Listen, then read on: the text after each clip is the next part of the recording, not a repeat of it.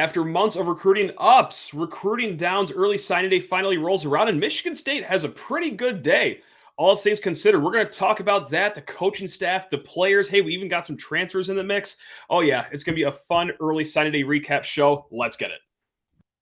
Are Locked On Spartans, your daily podcast on the Michigan State Spartans, part of the Locked On Podcast Network, your team every day.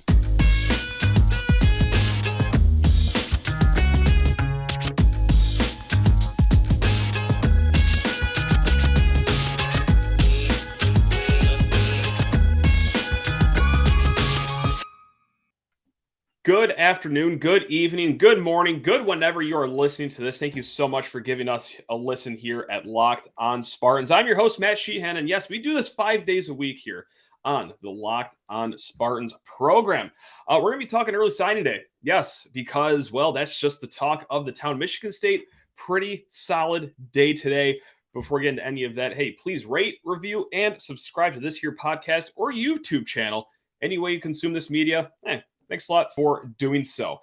Now, let's get into the mix. Let's just stop, all the hullabaloo. Let's just get right to it. Michigan State, pretty solid day overall for early signing day. Right now, full transparency, we are recording this a little before 3 p.m. on early signing day. Just wanted to get this out on YouTube as soon as possible.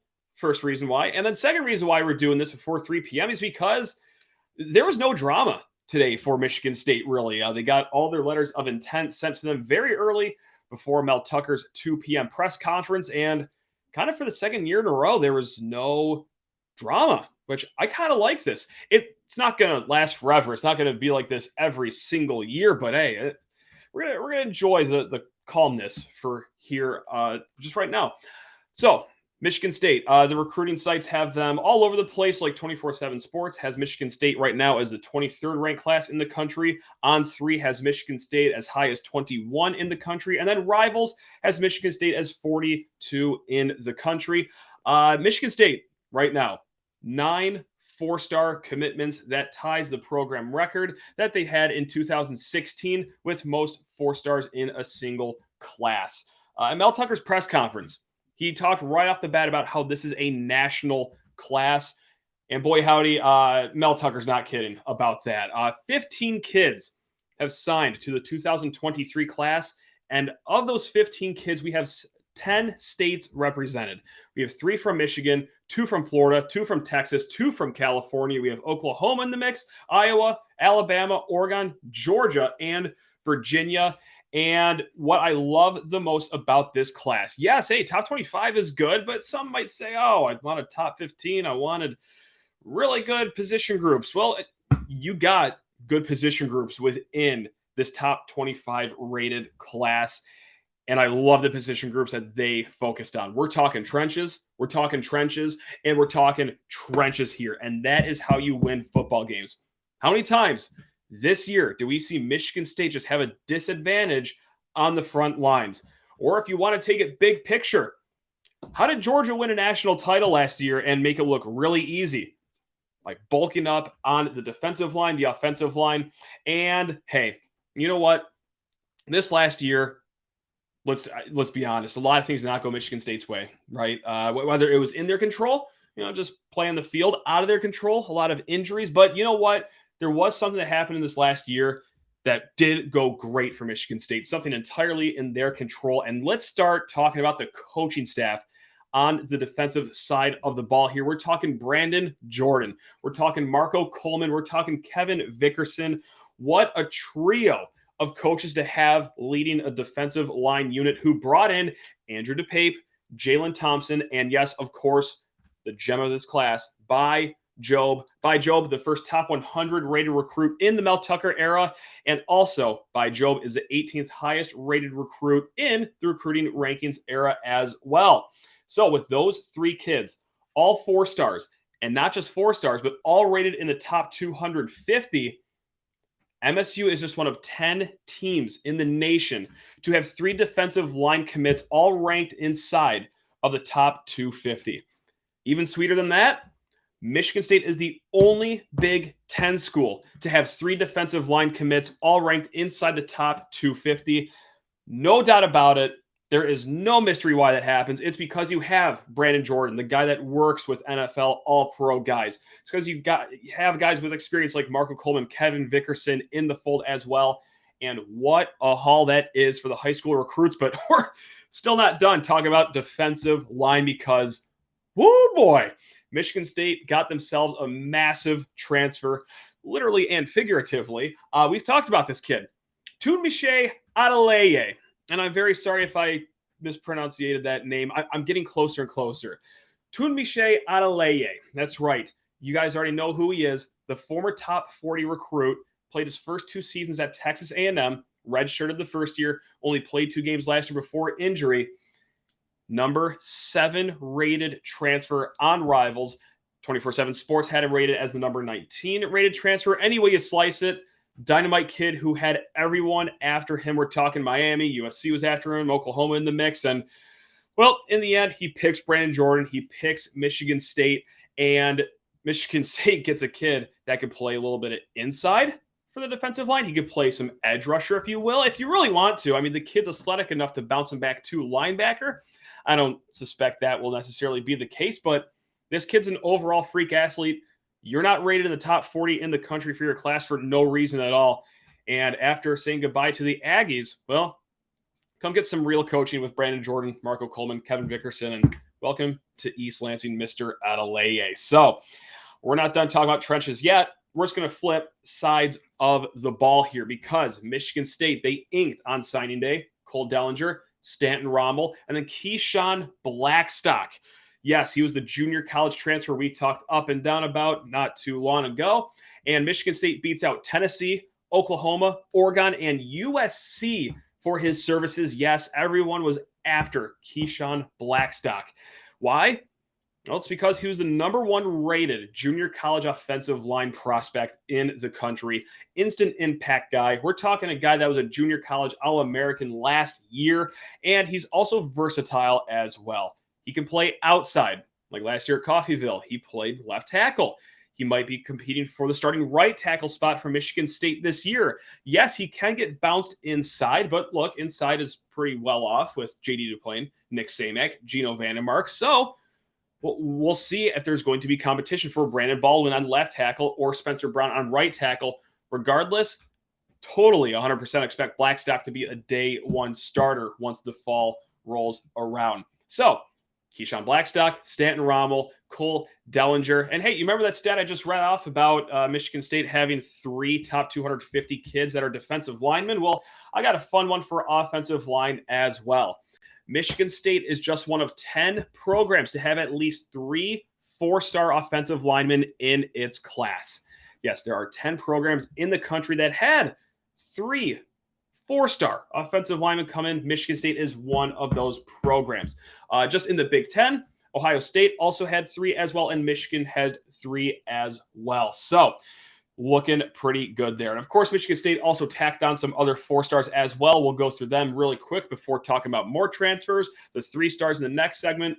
And the other 4 stars, God, this kid has not been talked about enough, and that's Jordan Hall out of Florida, top 200 rated linebacker, IMG Academy kid. And if you don't know anything about IMG Academy, it is a athletics factory down there. That is cream of the crop prep school down there. And hey, he was also a captain as well. We see a lot of Darian Harris in his game, in the way he carries himself as well. So Jordan Hall, top 200 linebacker, signs his letter of intent, as does Brennan Parachek. Yes, he was one of the early signees, also the early commits for Michigan State's 2023 class.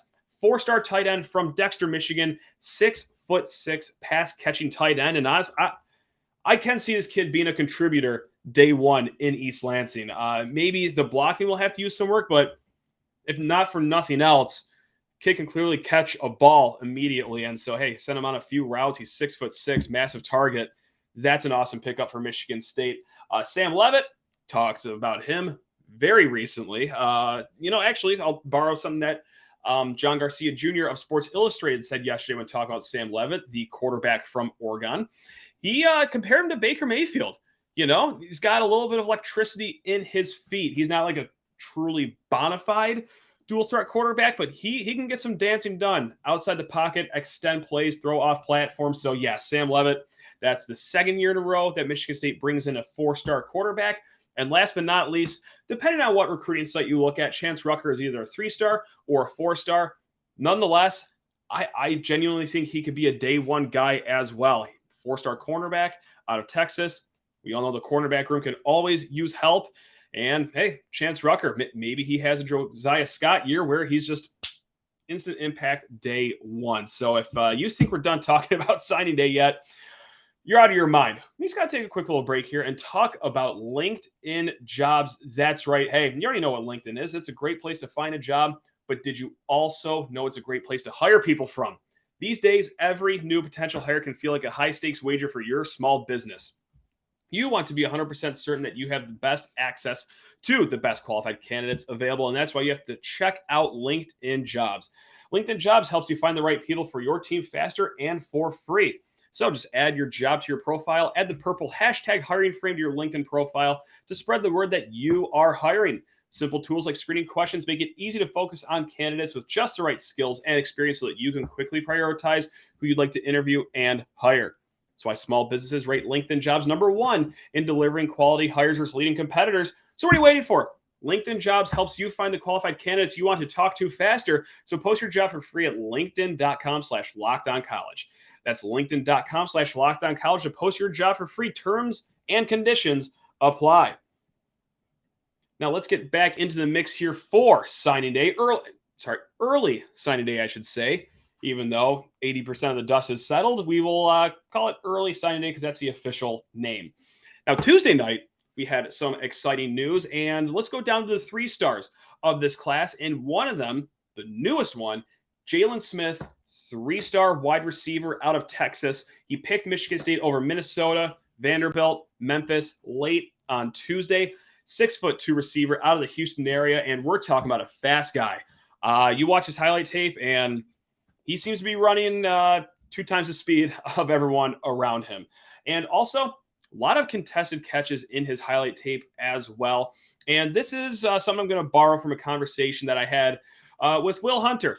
Hope he doesn't mind me talking about our private conversations. But what he said that I want to steal from him is that PJ Fleck has a really good eye for wide receiver talent. You know how we always talk about that Jay Johnson has a really good eye for quarterback talent? He's always one of the first to offer really good quarterbacks who later sees their recruitment blow up.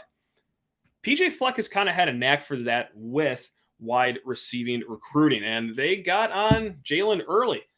But Michigan State locked him up late, and yes, so he will be entering this class, the second receiver in the class. Also, like 2 really late additions for receiver as well, but hey, we will take it. Isaiah Johnson being the other one, of course. And he comes in as the number 697 rated kid in the class. Michigan State tied up a lot of loose ends late in the cycle with kids that are rated outside of the top 700. That's what happens at the end of recruiting cycles. No doubt about that. They got some kids that we could definitely be excited about. No question. And well, let's just talk about that actually right now, because of course we're all pumped up about the 4 stars. You know, that's where you'll win, right? High rated talent, great kids that come in with high pedigrees, good builds that you could work around. And then the 3 guys are kind of projects, but it's not to say you could just automatically write them off. And I know that a lot of us State fans know that because we lived through the Mark D'Antonio era.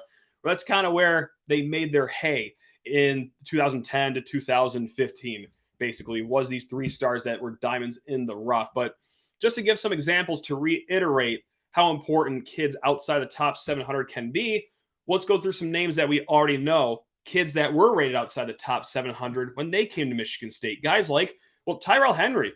Okay, he was a kick returner as a true freshman last year. I mean, so he had instant impact. How about Derek Harmon and Simeon Barrow? 2 kids that were rated outside of the top 700, maybe even the top 800, actually, when they came to Michigan State. Okay, those are your 2 starting defensive tackles next year.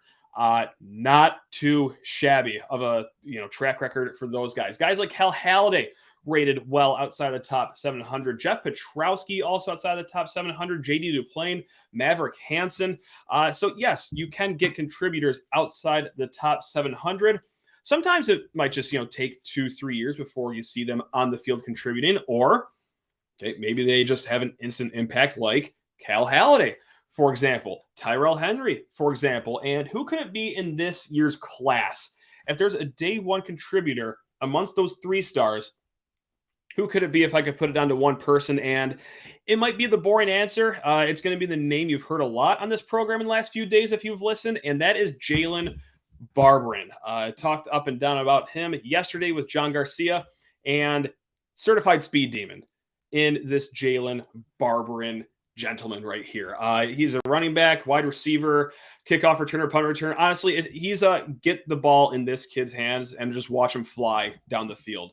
Kid ran a 10-3 100-meter dash, and it's safe to say that he's definitely one of the fastest prospects in the country, might even be just straight up the fastest kid in the country. So if there's a day one contributor amongst like the bottom of this class, you got to give it to Jalen Barberin, because a lot of the skills these 3 stars are missing are skills you got to coach, or you got to just wait for them to mature in. Speed is not one of those things you can just coach like that, and Barberin already has it. So who knows? Maybe we see him returning kicks next year, returning punts, slot receiver, maybe even out of the backfield. Who knows? I'm sure that they'll use him swimmingly, just great, smartly, if you will. Now let's get to some transfer talk here. Of course, we just talked about Tunmise Adeleye. Far from the only transfer, Michigan State also got Dre Butler. He was at Liberty last year, Liberty last year, started his career at Auburn as a 4-star out of high school. Dre Butler, 6'5", 280-pound defensive tackle, and that's similar in size to another transfer Michigan State got in Jarrett Jackson out of Florida State, 6'6", 300-pound defensive tackle. So these are 2 solid depth pieces that Michigan State has added. Again, 6'5", 280, and then 6'6", 300 pounds. So that's some bulk right there behind your starting defensive tackles. And also, we got another Mangum into the fold here. Jaron Mangum comes to Michigan State from South Florida after spending his first 2 years at Colorado with Mel Tucker. 2 years at South Florida. The 6'2", 230-pound running back is coming up to East Lansing. Limited in his action last year. He got hurt early in the season, but before that, 4.3 yards per carry. Mel Tucker vaguely hinted at him at the press conference. He couldn't directly talk about him, but said that he will be a good running back in short yardage situations. And now you got a really crowded running back room. Of course, Nathan Carter from UConn transferred over. We feel really good about that pickup. Jalen Berger's already here. Maybe Eli Collins is still here. Jordan Simmons, Harold Joyner, Davion Prim. So a lot going on in the running back room, and really just a lot going on in the transfer portal as well, because Michigan State, Tyneil Hopper, tight end out of Boise State. Another tight end, Adamola Filet, tight end out of Norfolk State. Another tight end, Jalen Franklin out of Wisconsin. Cornerback, Samar Melvin out of Wisconsin. Kicker, Jonathan Kim out of North Carolina. And then also linebacker, Aaron Alexander from UMass, all transferring to Michigan State. A lot of those are depth pieces. And also, I mean this genuinely when I say this. This isn't like me just joking around. I think there is something to this. Michigan State really upgraded, if not for nothing else, like their practice squad, like the guys that, the ones are going to be going up against in practice. I mean, these are a lot of kids that are coming in with a good pedigree in college. They're not, all conference players by any means, but they are experienced in college. They are a little different than your typical walk-ons you would get perhaps for a practice squad. So yes, while they are going to be depth pieces, and it might take an injury or two before you see them move up in the depth chart, in the meantime, that's a pretty good practice squad you're building. So we'll see how much that actually impacts Michigan State moving forward. And we'll see if this is it for the transfer portal, because Mel Tucker also alluded to that, they have a 6', 200-pound hard-hitting safety in the fold that they can't talk about just yet. And oh, what a coincidence, Reggie Pearson, a kid from the state of Michigan who went to Texas Tech, starting safety. He's also 6 feet tall and 200 pounds, and he's also a really hard hitter. Was Mel Tucker talking about Reggie Pearson at the end of that press conference today? I think so. But again, It's about 3 p.m. on Wednesday. Reggie Pearson tweeted out earlier on Wednesday that, hey, in the next 24 hours, I'm going to be committing. By the time you're listening to this, it could already be a done deal. So it's looking like good things are happening here in the transfer portal as well, just like they did on early signing day. And overall, all things considered, you go 5-7, you miss a bowl game, just a lot of headlines around the program. To lock up a top 25 class, bang up job. All right, bang up job. Now, look, I'm not saying that, hey, we should be thrilled about a number 23 rated class every year moving forward, because, look, that's not where you're getting $95 million to do. However, for this year, you are getting $95 million to mitigate any of the damage that was done during the season, and it looks like they did an outstanding job at that early signing day and in the transfer portal so far this season. So there you have it, folks. And also, before I leave you for the rest of the day, hey, did you know that driving high is considered driving under the influence? That's right. Driving under the influence of marijuana is against the law in every state, even in states where marijuana is legal. That means driving high could get you a DUI. And if you think law enforcement officers can't tell when you're driving high, well, you are wrong. Your friends can tell, your coworkers can tell, even your parents can tell. Everyone can tell. So what makes you think that law enforcement officers don't know when you're driving high? Driving under the influence of marijuana can slow your response time and change how you perceive time and speed. So even if you think you're fine to drive when you're high, hey, you're not. Because bottom line is, if you feel different, you drive different. And driving high is driving under the influence. So remember, drive high, get a DUI. Paid for by the NHTSA.